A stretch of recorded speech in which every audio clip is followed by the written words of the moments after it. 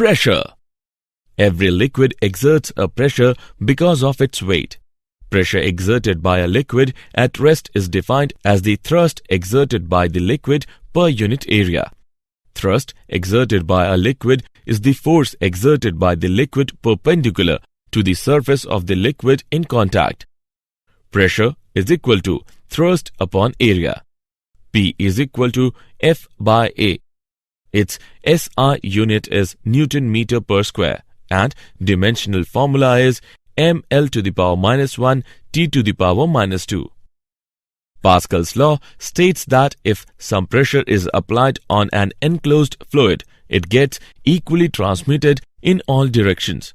In accordance with Pascal's law, P1 is equal to P2, but P is equal to F by A. Therefore, F1 upon A1 is equal to F2 upon A2. It gives F2 is equal to A2 upon A1 into F1. Pascal's law is applied in following cases: hydraulic lift, hydraulic brakes, and hydraulic press. For more such videos on all subjects, practice questions, and a lot more, download iPrep and learn unlimited.